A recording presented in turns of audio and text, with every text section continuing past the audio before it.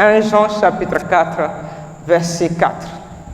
La Bible dit, vous, petits enfants, vous êtes de Dieu et vous les avez vaincus.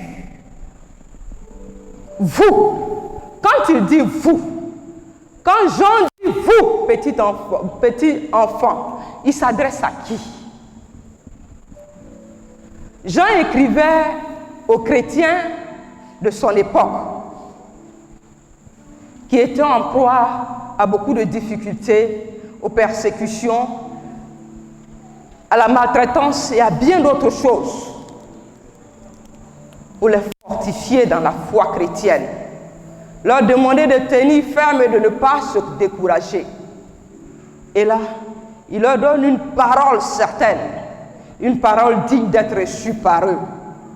Il dit, vous, petits enfants, vous êtes de Dieu.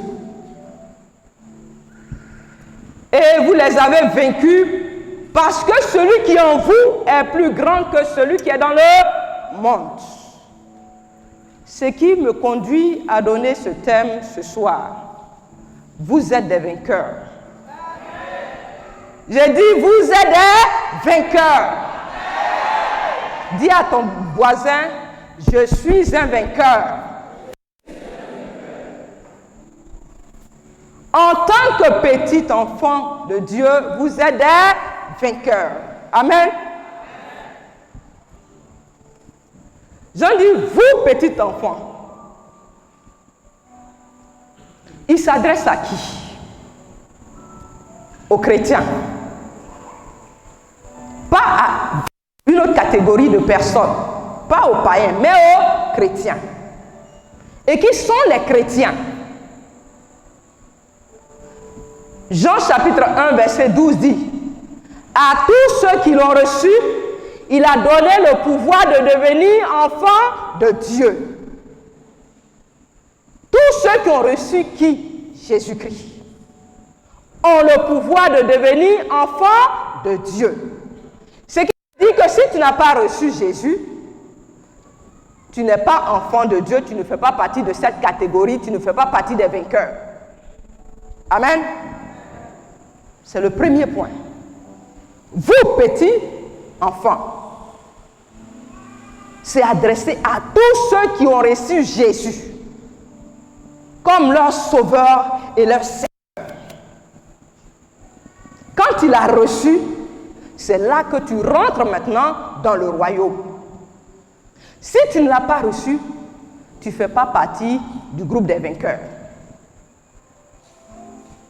Il faut que cela soit clair au départ. Et parmi nous ici, nous qui avons reçu, nous sommes des vainqueurs. Nous qui ne l'avons pas reçu, nous ne sommes pas des vainqueurs. Amen.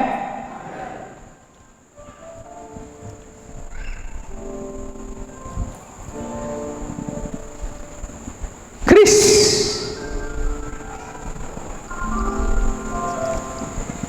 Jean dit, vous, petits enfants, vous êtes de Dieu et vous les avez vaincus parce que celui qui est en vous est plus grand que celui qui est dans le monde. Petit enfant, c'est mis pour tous ceux qui ont reçu Jésus. Celui qui est en vous, c'est qui? Qui est en vous? C'est Jésus, comme nous venons de le dire. Celui qui a reçu Jésus, Jésus vit en lui. Selon Apocalypse chapitre 3, verset 20, où il est dit quoi? Voici, je me tiens à la porte et je frappe. Si quelqu'un entend ma voix et ouvre la porte, j'entrerai chez lui, je souperai avec lui et lui avec moi. Amen.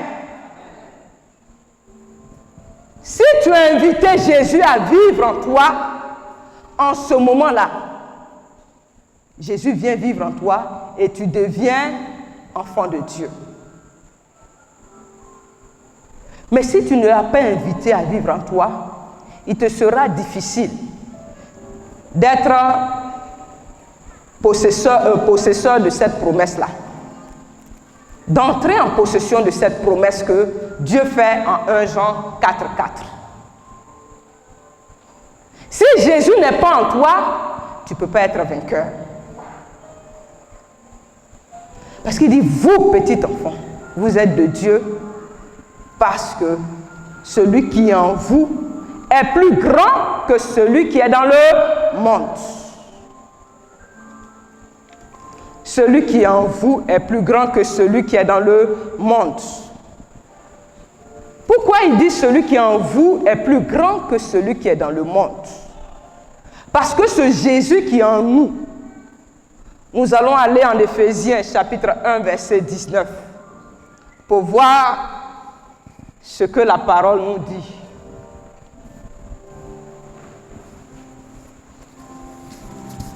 « 19 à 23.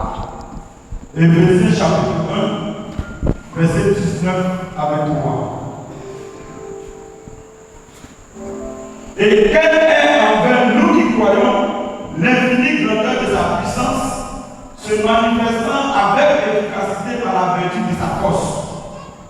Il a déployé en Christ en le ressuscitant des morts et en le faisant asseoir à sa droite dans les lieux célestes.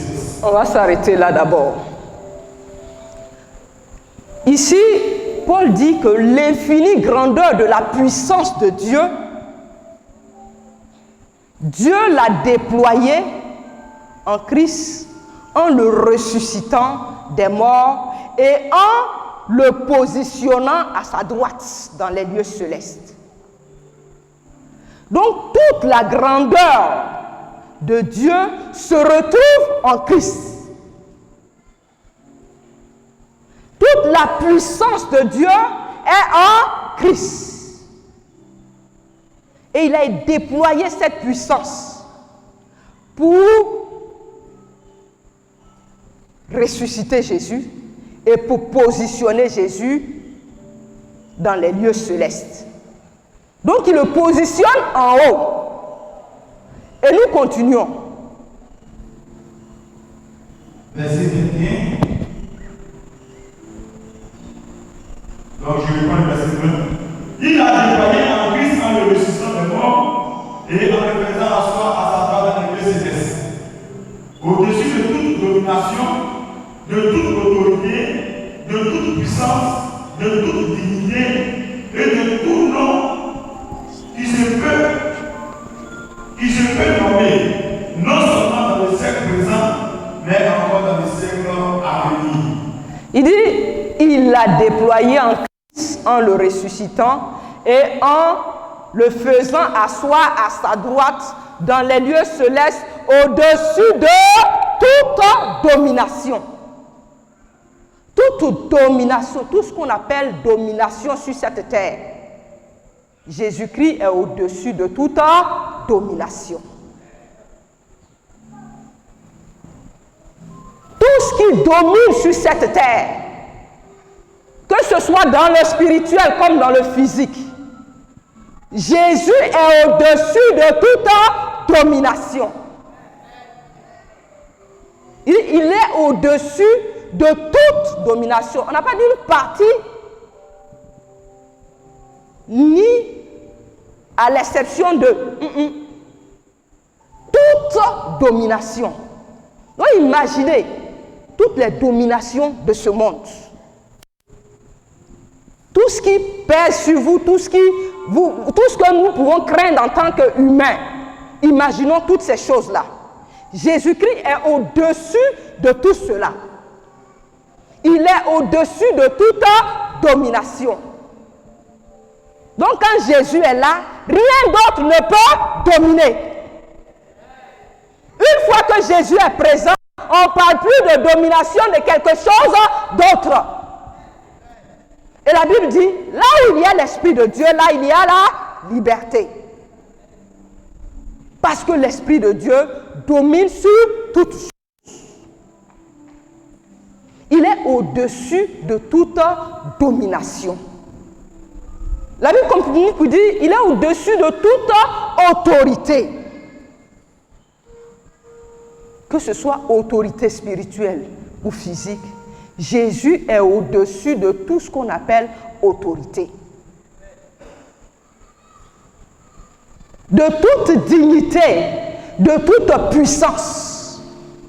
Que ce soit la puissance de la sorcellerie, la puissance des mystiques, la puissance, je ne sais pas comment ils vont le nommer, quelle que soit la puissance, Jésus est au-dessus.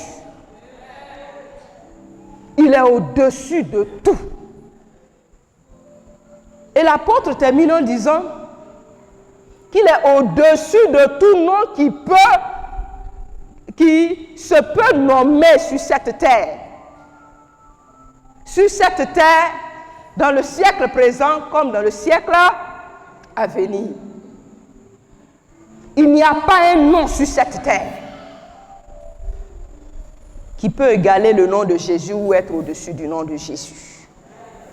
Au nom de Jésus, tout genou fléchit et toute langue confesse la Seigneurie. Et tous les mystiques témoignent de ce nom. Tous ceux qui étaient dans le monde de Satan reconnaissent la puissance de ce nom. Parce que devant ce nom, même leur chef, il tombe. Devant ce nom, même leur chef tombe. Si le chef est tombé, ce ne sont pas les apprentis qui vont tenir debout. Donc, Jésus a le nom qui est au-dessus de tout nom.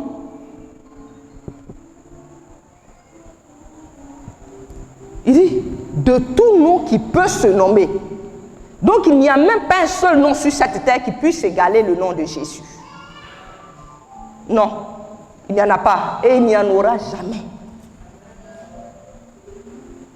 Dans le siècle présent, comme dans le siècle à venir, quel que soit le temps, Jésus reste toujours au-dessus.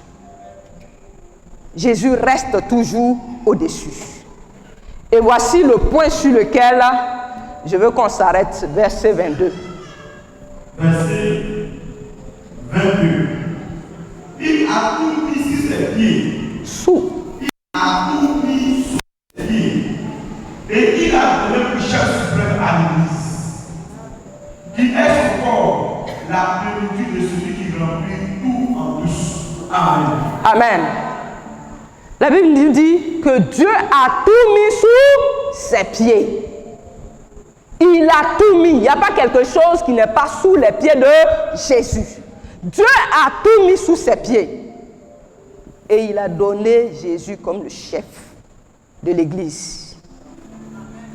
Maintenant, bien-aimés, je reviens à vous. Si Jésus vit en toi, Jésus, tout est sous ses pieds. Si celui à qui tout est soumis vit en toi, s'il vit en toi, qui es-tu réellement? Ou encore, qu'est-ce que je veux dire? Comment te vois-tu en tant que chrétien? Celui à qui tout est soumis vit en toi.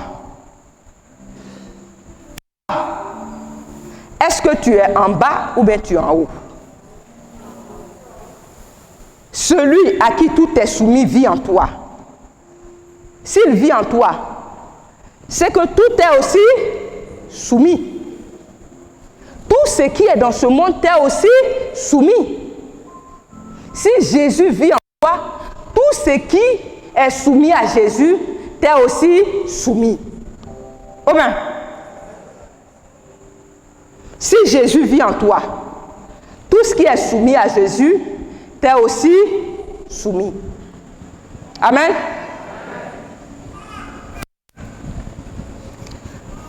Et c'est là que nous allons nous poser la question. Est-ce que tout nous est soumis? Toi-même, analyse un peu dans ta vie. Si tu as accepté Jésus, je ne sais pas depuis combien de temps tu as accepté Jésus, mais est-ce que tout est soumis? Analyse ta vie, vois un peu les différentes parties de ta vie et analyse. Parce que c'est ce que la Bible dit, c'est ce qui est normal. Et ce qui est normal, c'est que tout doit être soumis. Mais si tout ne t'est pas soumis, c'est qu'il y a quelque chose qui ne va pas. Parce que la Bible dit que Christ vit en toi. Et il dira, Christ en vous, l'espérance de la gloire. Nous sommes d'accord? Dans Colossiens chapitre 1, verset 27, il dit, Christ en vous, l'espérance de la gloire. Donc quand Christ vit en toi, la gloire doit t'accompagner. Mais est-ce que la gloire t'accompagne? Est-ce que les autres rendent témoignage que Christ est en toi? Est-ce qu'on voit la lumière de Christ? On voit les œuvres de Christ? Parce que notre Dieu que nous servons, il est tout puissant.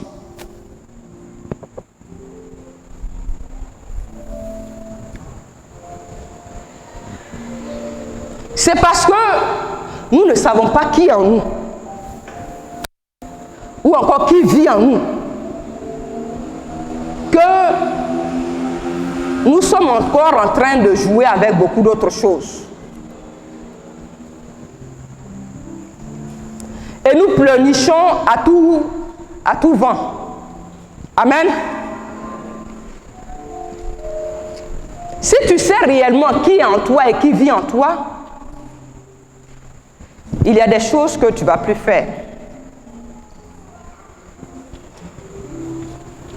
Nous tous, nous avons été, comme beaucoup d'entre vous, dans l'église, nous venons, nous retournons. Nous participons aux activités, soit chorales, temps de prière et autres. Beaucoup viennent à l'église, mais n'ont pas conscience de qui vit réellement en eux. Et tant qu'il n'y a pas cette prise de conscience, et il n'y a pas de décision réelle pour accompagner cette prise de conscience, tout ce que tu fais, c'est zéro. Tu as l'impression que rien ne bouge. Les gens viennent rendre témoignage. Tu es dans l'église pendant des années sur des années. Et tu n'arrives même pas à rendre un seul témoignage. Parce que tu ne vois même pas ce que Christ a fait pour toi. Alors que ce Dieu que nous servons, il est véritable. Ce que la Bible dit est réel, ça n'a pas changé. Il est fait encore aujourd'hui. Mais si tu ne vois pas, il faut comprendre qu'il y a quelque chose qui ne va pas. Ce n'est pas Dieu qui est menteur. Parce que ce qu'il dit, il le fait. Dieu n'est pas menteur. Donc si Dieu n'est pas menteur, c'est que c'est à notre niveau. Bien-aimés, nous sommes interpellés. Comme je le disais, j'étais dans l'église aussi. Je marchais, j'allais aux activités, je revenais. Et il s'est trouvé que, et faisant partie même des membres du mouvement Réveil, une année, notre surintendant, il est mort sans qu'on ne reçoive même la révélation. Comme si nous tous nous étions quoi? Aveuglés. Alors que Dieu a dit dans sa parole qu'avant que quelque chose n'arrive, il prend toujours le soin de révéler cela à ses enfants. Nous étions quel type d'intercesseurs et intercesseuses dans l'église? Si les choses arrivent et puis on ne voit rien, on ne comprend rien, ça nous tombe là-dessus. Et effectivement, dans la même année, le mouvement Réveil est descendu à Yamoussoukro. Pour un temps, une semaine de prière, la semaine du mouvement Réveil. Et ce moment-là même a été boycotté. Parce que l'information n'est pas passée. Nous nous sommes retrouvés seulement entre membres du mouvement Réveil pour venir écouter le responsable. Et c'est la première fois que je voyais Papa Abi. Et quand il était arrivé, vraiment, c'était pitoyable. Dans une grande salle, il n'y avait que peut-être une dizaine de personnes. Mais il n'a même pas regardé à cela. Et il a donné son message. Quand il a fini de donner, je me suis assis, j'ai dit non, c'est qu'il y a quelque chose qui ne va pas. Il y a quelque chose qui ne va pas. On vient à l'église, mais les choses ne changent pas. Ce n'est pas normal. Ça doit changer. Et j'ai dit, Seigneur, si ce que la Bible dit de toi est réel, il faut que ça change. Bien-aimé, tu as une décision à prendre. Pour que le changement arrive dans ta vie, tu as une décision à prendre. Dans Job, cette parole est libérée. À tes résolutions répondra le succès. En fonction de la décision que tu vas prendre, Dieu va t'accompagner pour que tu arrives au bout. Mais si tu ne prends jamais de décision, tu ne dis pas que c'est assez, il faut que ça change, ça ne va jamais changer. Donc il faut dire assez. Cette situation doit s'arrêter. Dieu doit m'utiliser aussi. Dieu doit passer par moi pour faire du bien. Ce n'est pas moi qui dois toujours tendre la main. Ce n'est pas moi qui dois rester toujours couché dans la maladie. Mais il faut que moi aussi je prie et puis des gens se lèvent. Tant que tu ne prends pas de décision, d'engagement ferme, Dieu ne peut pas ouvrir pour toi. Et c'est de là que tout est parti. Il a dit, Seigneur, c'est pas normal. Et l'année qui a suivi, j'ai commencé en même temps à assister aux activités du mouvement Réveil. La première année où j'ai participé au camp Modane, c'était à Songo-Agban. À Songo-Agban, le thème nous a fracassés. Le premier jour, le pasteur Beken est venu, il nous a annoncé que nous étions enfants de Dieu. Et il faut voir la joie qui était dans la salle. Tout le monde criait oui. Nous étions joyeux parce que nous sommes enfants de Dieu. Le deuxième jour, le père, Papa Baté arrive. Il dit, hier vous riez, c'était bien, oui, c'est bien. Mais aujourd'hui, vous allez pleurer. Et nous avons pleuré vraiment. Il est venu nous faire voir qu'en tant qu'enfant de Dieu, depuis longtemps, rien n'a changé dans notre vie. L'enfant n'hérite pas. Celui qui hérite, c'est celui qui est majeur, c'est l'adulte. Donc tant que tu ne deviens pas un fils, tu ne peux pas recevoir quelque chose de Dieu. Et ce jour, il a fini de donner son message, il a dit, je ne suis pas venu à Modane pour manger, prenez votre nourriture. Je suis rentré en même temps dans un moment de jeûne. Parce que je voulais quitter ce statut d'enfant pour passer au statut de fille de Dieu. L'enfant ne reçoit rien. L'enfant ne peut même pas donner des ordres à quelqu'un. Même le boy même a plus de valeur que l'enfant dans la maison. Et donc j'ai voulu quitter. Et j'ai pris mes dispositions dans le jeûne et la prière pour quitter, cherchant la face de Dieu pour quitter cette position d'enfant et devenir fille de Dieu. Bien-aimé, la décision doit venir de vous. Tant que tu ne prends pas une décision, tu ne peux pas voir le changement dans ta vie.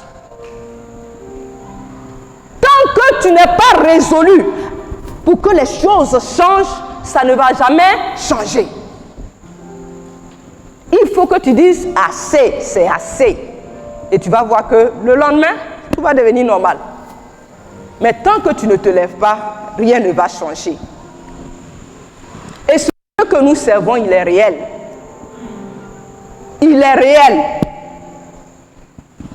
Et nous devons le découvrir tel qu'il est pour voir la gloire de Dieu éclater dans notre vie. Bien-aimés, il y a un premier point qui nous fatigue dans notre marche chrétienne. C'est le péché. Quand tu t'engages avec Christ, engage-toi corps, âme, esprit. Ne t'engage pas à moitié. Un pied dedans, un pied dehors, c'est quoi? Dehors. Donc toi qui es encore en train de jouer avec le péché là, toi-même tu as déjà donné ta réponse. Tu es où? Dehors. On ne peut pas pécher et puis venir et puis essayer de donner des offrandes, ceci, cela pour corrompre Dieu. On ne peut pas corrompre Dieu. Dieu, on ne peut pas le corrompre. Et dans Hébreux 12, verset 14, il dit quoi? Sans la sanctification, personne ne verra le Seigneur.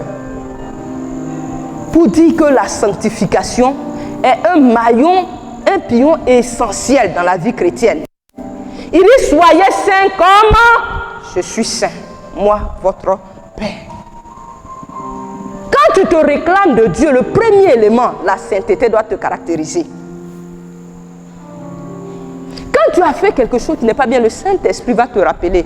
Rapidement, corrige. Mais si tu ne prends pas la résolution ferme de te séparer du péché, tu n'es pas encore prêt à suivre Jésus. Parce que ce péché-là va te donner d'être toujours à la traîne. Et c'est ce qui fatigue beaucoup de chrétiens. Regarde dans ta vie, qu'est-ce qui te fatigue? Qu'est-ce qui te fatigue, bien-aimé? Qu'est-ce qui est comme un lien encore à tes pieds? Parce que Jésus revient bientôt. Ce n'est pas le nombre d'heures que tu passes à l'église qui va t'ouvrir les portes des cieux. Tu as entendu la parole, tu as connu la vérité. Mais si tu n'acceptes pas de marcher dans cette vérité, tout ce que tu fais là ne va pas t'ouvrir les portes.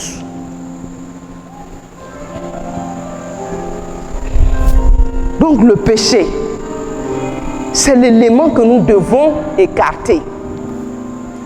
Et Jésus a déjà remporté la victoire sur le péché. Ou bien il ne l'a pas fait. Mais s'il a la victoire, tu es sûr qu'il ne peut pas te donner la victoire sur ce péché-là? Mais s'il peut te donner, qu'est-ce que tu as à faire? C'est de lui demander. Simplement. Parce qu'il a tout mis. Il t'a tout donné. Demande. Et il va le faire. Bien-aimé, notre Dieu est saint. Et il faut que ceux qui viennent pour l'adorer là aussi vivent cette sainteté. Si tu ne te sanctifies pas, si tu ne vis pas dans la sanctification, il ne faut pas te tromper. Tu vas venir, mais tu ne vas rien recevoir. Et c'est terrible. Il dit, sans sanctification, personne ne verra le Seigneur. Sans la sanctification. Donc nous devons comprendre que c'est un point essentiel. Il ne faut pas jouer avec ta sanctification. Il ne faut pas dire non, j'ai péché et puis j'allais demander pardon à Dieu. Oui, tu as demandé pardon, il va te pardonner, mais les conséquences aussi sont là. Et les conséquences là ne vont pas te pardonner, hein. Parce que c'est la loi de cette vie-là. Tout ce que tu sèmes, qu'est-ce que tu dois faire? Tu dois récolter. Donc, bien-aimé, nous sommes interpellés. Tu es enfant de Dieu. Vois dans ta vie ce qui te fatigue. Il faut prendre, il faut enlever. Si toi-même tu ne peux pas là, il dit lui, il est là pour t'aider. C'est pour toi qu'il est venu mourir, ce n'est pas pour quelqu'un d'autre. Demande-lui, il va t'aider à enlever cela.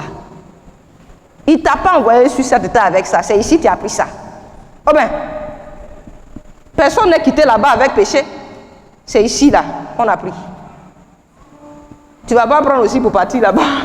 Oh ben, donc dès maintenant, il faut lui dire de t'aider à enlever cela.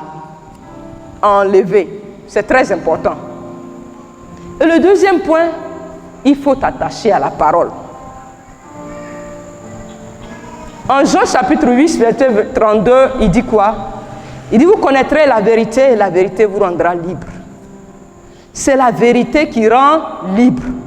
Tant que tu ne connais pas la vérité, tu ne seras jamais libre. Tu seras esclave toujours. Et le premier commandement de Satan dans son royaume, il a demandé à ses agents d'empêcher tous les enfants de Dieu d'ouvrir la parole de Dieu et de la lire. Ça, c'est le témoignage des satanistes et autres qui sont sortis de là-bas. Et c'est son premier commandement qu'il donne. Empêcher qu'ils ouvrent la Bible. Ils peuvent lire de tout. Mais la Bible seulement, ils ne doivent pas ouvrir cela. Et regardons, combien d'enfants de Dieu lisent la Bible? Combien? Combien d'enfants de Dieu lisent la Bible? Matin, tu te lèves même, tu ne fais rien avec la parole de Dieu. Le soir, tu viens dormir, tu ne fais rien avec la parole de Dieu. Le diable met tellement d'occupation en nous que la parole de vie que Dieu va te donner pour aller loin, tu n'es pas prêt pour cela. Tu ne trouves même pas le temps même de la lire. Alors que c'est cette vérité-là qui va te rendre libre. C'est cette vérité-là qui va te rendre puissante dans cette œuvre humaine et divine que nous accomplissons. Sans la connaissance de la vérité, tu ne peux pas. Et dans Jean 17, 17, il nous dit quoi? Il nous dit, sanctifie-les par ta parole est la vérité. La parole de Dieu est la vérité. La parole de Dieu est la vérité. Il n'y a pas de vérité en dehors de la parole de Dieu. Tout ce qu'on te dit et puis la Bible ne dit pas là, c'est faux. C'est ce que la Bible dit là qui est vrai. Ce que Dieu a dit là, c'est ça seulement qui est vrai. Tout le reste là, c'est faux. Maranatha. Jésus revient bientôt, soyons prêts. Dieu nous bénisse. La parole de Dieu est la vérité. C'est elle seule qui est la vérité. Et nous devons lire cette vérité pour marcher dans la vérité, pour vivre dans la vérité, pour accomplir toutes choses dans la vérité. Mais un chrétien qui ne médite pas, qui ne lit pas et qui ne met pas en pratique la parole, c'est sûr qu'il ne sera jamais un vainqueur. Et donc, la deuxième chose qui fait que nous ne sommes pas des vainqueurs, c'est notre manque de lecture, de méditation, de mise en pratique de la parole. On ne fait rien avec la parole de Dieu. On laisse notre sagesse humaine, notre connaissance de la vie, les conseils des amis et bien d'autres choses nous guider dans ce chemin-là. Alors que Dieu a déjà tout mis dans la Bible. Toutes les réponses sont dans la Bible. Toutes les réponses. Mais nous refusons de lire. C'est le testament qui nous a laissé. Mais nous ne faisons rien avec ce testament. Mais comment allons-nous réussir? Bien-aimés, nous sommes encore interpellés.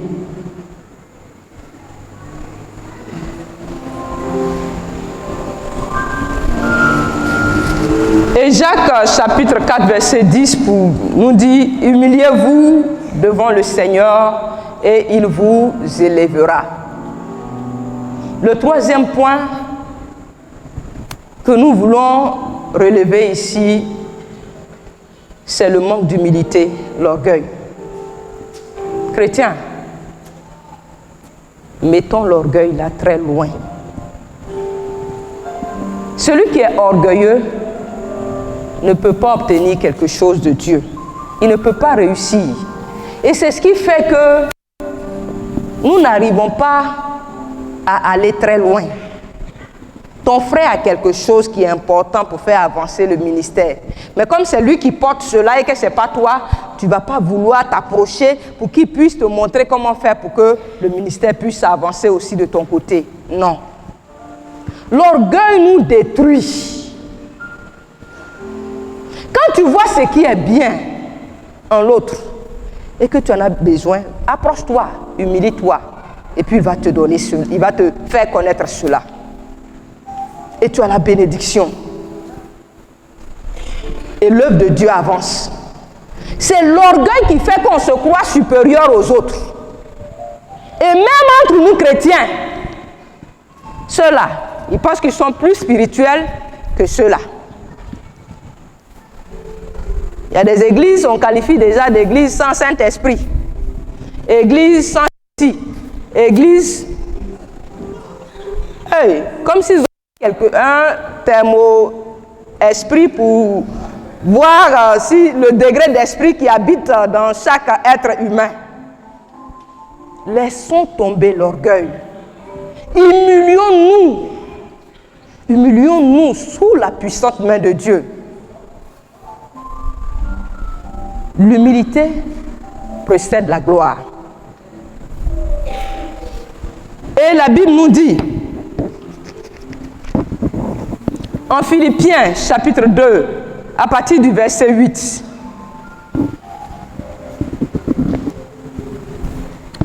que notre Seigneur Jésus s'est humilié lui-même, se rendant obéissant jusqu'à la mort, même jusqu'à la mort de la croix. Notre Seigneur Jésus s'est humilié.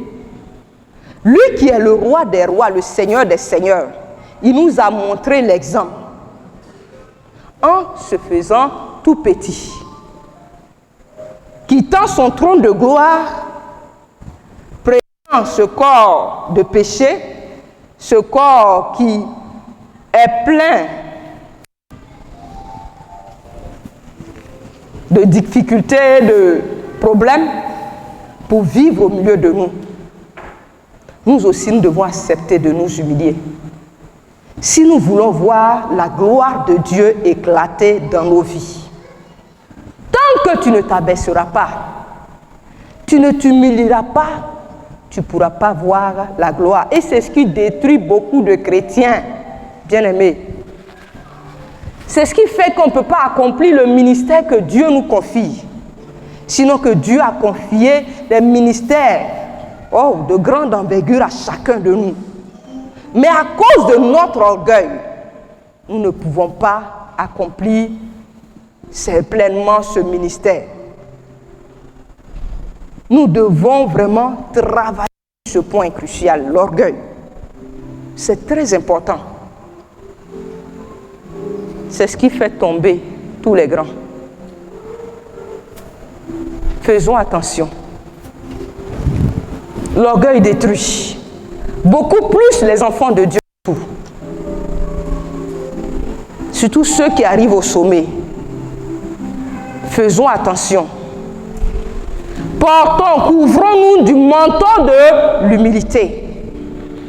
Que ce manteau-là ne nous manque pas, jour et nuit, que ce manteau soit sur nous. Il ne faut pas te croire supérieur en quoi que ce soit. Qu'est-ce que tu as reçu de toi-même? Tout a été donné. Oh bien, si tu sais que c'est Dieu qui t'a donné, est-ce que tu as besoin de faire prodada avec? Tu n'as pas besoin de te fondre avec. C'est Dieu qui t'a donné.